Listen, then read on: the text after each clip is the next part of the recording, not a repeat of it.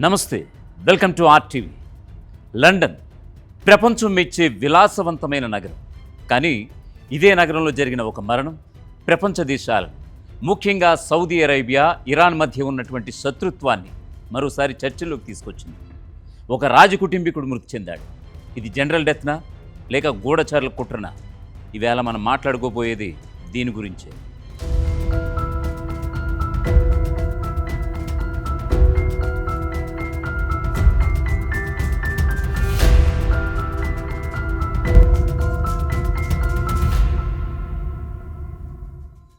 ఆ రోజు 2025 నవంబర్ 25 లండన్లోని ఒక ప్రముఖ లగ్జరీ హోటల్ అది. సౌదీ అరేబియాకు చెందినటువంటి 29 ఏళ్ల యువరాజు Abdul bin Fahad Al Saud ఆ గదిలో విగతజీవిగా పడున్నాడు. అంతర్జాతీయ మీడియాలు ఒక్కసారిగా ప్రకంపనలు. కారణం సౌదీ అరేబియా, ఇరాన్ మధ్య ఉన్నటువంటి చారిత్రక వైరం. అనుమానాలన్నీ ఒకే వైపు మళ్ళీపోయాయి. ఇది ఇరాన్ ఏజెంట్ల పనేనా అని. చూడ్డానికి ఇది ఒక పక్కా ప్లాన్డ్ మర్డర్ లాగే అనిపిస్తోంది. కానీ బ్రిటన్ పోలీసులు సేకరించినటువంటి సాక్ష్యాలు మరో కోణాన్ని ఆవిష్కరించాయి. అసలు దీని వెనుకున్నటువంటి చరిత్ర ఏమిటి? ఇరాన్ సౌదీ వైరం ఎందుకు ఇంత డేంజర్గా మారింది? ఈ విషయంపై చరిత్రను ఒక్కసారి తిరిగేద్దాం.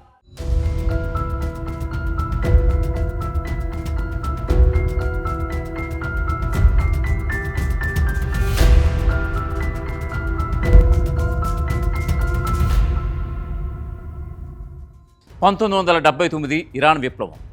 ఆ రోజు నుంచి మొదలైనటువంటి సున్నీ షియాల మధ్య పోరు అరబ్ ప్రపంచాన్ని రెండు ముక్కలుగా చేసి పడేసింది. యెమెన్ యుద్ధం కావచ్చు, సిరియా సంక్షోభం కావచ్చు, ఇరు దేశాల మధ్య పరోక్ష యుద్ధాలు ఇప్పుడు నడుస్తూనే ఉన్నాయి. ఇలాంటి పరిస్థితుల మధ్య లండన్లో జరిగినటువంటి సౌదీ అరేబియా రాకుమారుడు మరణించడం, అనేక అనుమానాలు రావడం సహజం. కానీ అసలు పోస్ట్ మార్టం రిపోర్ట్ ఏం చెబుతోంది? ఒక్కసారి ఇన్వెస్టిగేషన్ ఆఫీసర్ల చేతిలో ఉన్నటువంటి సీసీటీవీ ఫుటేజ్కి వద్దాం. యువరాజ్ అబ్దుల్లా ఆ గదిలోకి ఒంటరిగానే వెళ్ళాడు. ఎవరూ కూడా బయటి వ్యక్తులు అతని గదిలోకి వెళ్ళనూ లేదు. రిపోర్ట్ ప్రకారం యువరాజు అబ్దుల్లా రక్తంలో అధిక మొత్తంలో, ఇక్కడ గమనించాల్సినటువంటి విషయం, అధిక మొత్తంలో మాదక ద్రవ్యాలు, మద్యమూలాలు బయటపడ్డాయి. ఇది ఒక డెత్ బై మిస్అడ్వెంచర్, అంటే ప్రమాదవశాత్తు జరిగినటువంటి దురదృష్టకరమైనటువంటి మరణం. ఇందులో ఏ రాజకీయ కోణం లేదు, ఇరాన్ ప్రమేయం అస్సలే లేదు.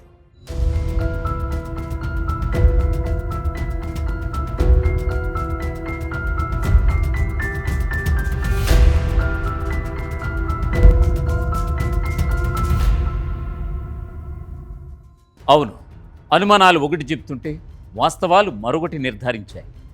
ఇక్కడో విషయం క్లియర్ కట్గా చెప్పదలుచుకున్నా. సౌదీ రాజు మరణానికి సంబంధించి నేను నిర్ధారించిన రిపోర్టు కాదు ఇది. తీసుకున్న మత్తు పదార్థాలతో యువరాజు అబ్దుల్లా గుండెపై తీవ్ర ప్రభావం చూపి కార్డియాక్ అరెస్టుకు దారితీశాయని సాక్షాత్తు లండన్ అధికారులు ప్రపంచానికి తెలియజేసిన నివేదిక ఇది. సౌదీ రాజు మరణంలో మూడో వ్యక్తి ప్రమేయం లేదని కోర్టుకు సైతం తెలియజేసిన రిపోర్ట్ ఇది. అబ్దుల్లా ఆత్మహత్యకు యత్నించినటువంటి దాఖలాలు సైతం ఏమీ లేవని లండన్ ఇన్వెస్టిగేషన్ ఆఫీసర్లు తేల్చేసిన ఘటన ఇది. అబ్దుల్లా మృతికి సంబంధించి లండన్ టాక్సికాలజీ రిపోర్ట్ను ఒక్కసారి డీటెయిల్డ్గా చూద్దాం. మృతి చెందే సమయంలో అబ్దుల్లా రక్తంలో 100 మిల్లీలీటర్లకు 222 మిల్లీగ్రాముల ఆల్కహాల్ ఉన్నట్లుగా నిర్ధారణ అయింది. యూకేలో అమల్లో ఉన్నటువంటి డ్రంక్ అండ్ డ్రైవ్ పరిమితి కంటే ఇది దాదాపు 3 రెట్లు ఎక్కువ.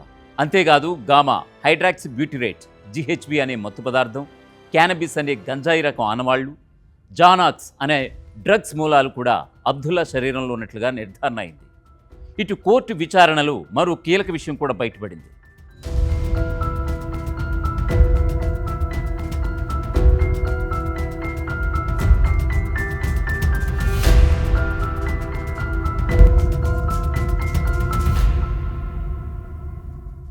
సౌదీ ప్రిన్స్ అబ్దుల్లా గత కొంతకాలంగా మద్యం, జానాక్స్ అనే డ్రగ్స్కు బానిసై చివరికి అది అతడి ఆరోగ్యాన్ని సైతం దెబ్బతీసిందని, మరణానికి సుమారు 1 నెల రోజుల ముందు రీహాబిలిటేషన్ సెంటర్లో ట్రీట్మెంట్ కూడా పూర్తయి డిశ్చార్జ్ అయ్యారని కోర్టు విచారణలో తెరవెనుక వాస్తవాలు బయటపడ్డాయి. ఇక అసలు విషయానికి వద్దాం. చరిత్రలో మనం ఇరాన్ సౌదీల మధ్య ఎన్నో కుట్రలు చూసాం. కానీ ప్రతి మరణం వెనుక రాజకీయాలు వెతకడం వల్ల అసలు నిజం మరుగున పడిపోతుంది.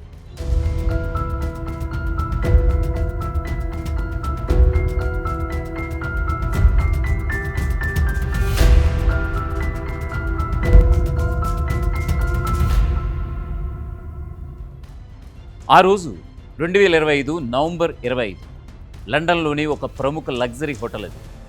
సౌదీ అరేబియాకు చెందినటువంటి 29 ఏళ్ల యువరాజు Abdul bin Fahad Al Saud ఆ గదిలో విగతజీవిగా పడున్నాడు. అంతర్జాతీయ మీడియాలు ఒక్కసారిగా ప్రకంపనలు. కారణం సౌదీ అరేబియా, ఇరాన్ మధ్య ఉన్నటువంటి చారిత్రక వైరం. అనుమానాలన్నీ ఒకే వైపు మళ్ళీపోయాయి. ఇది ఇరాన్ ఏజెంట్ల పనేనా అని. చూడ్డానికి ఇది ఒక పక్కా ప్లాన్డ్ మర్డర్ లాగే అనిపిస్తోంది. కానీ బ్రిటన్ పోలీసులు సేకరించినటువంటి సాక్ష్యాలు మరో కోణాన్ని ఆవిష్కరించాయి. అసలు దీని వెనుక ఉన్నటువంటి చరిత్ర ఏమిటి? ఇరాన్ సౌదీ వైరం ఎందుకు ఇంత డేంజర్గా మారింది? ఈ విషయంపై చరిత్రను ఒక్కసారి తిరిగేద్దాం.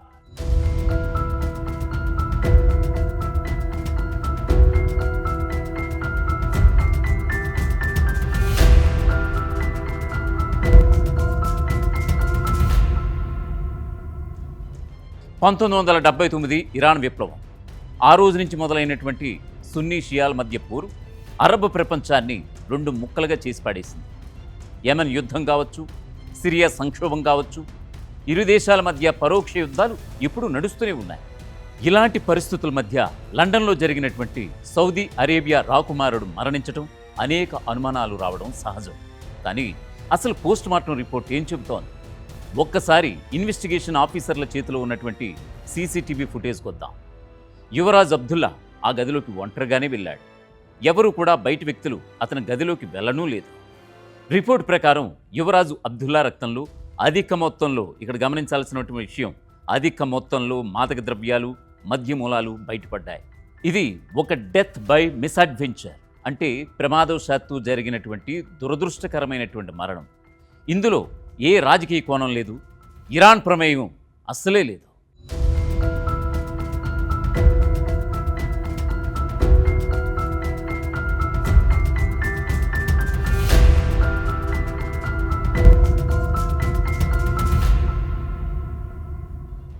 అయితే ఈ ఘటన ద్వారా ఒక్కటి మాత్రం స్పష్టంగా అర్థమవుతోంది. అంతర్జాతీయ సంబంధాలనేవి వ్యక్తిగత భద్రత, రాజకీయ ఉద్రిక్తతల మధ్య సన్నని గీత ఉంటుంది. ఈ విషయాన్ని ఎప్పటికీ మనం గుర్తుంచుకోవాలి.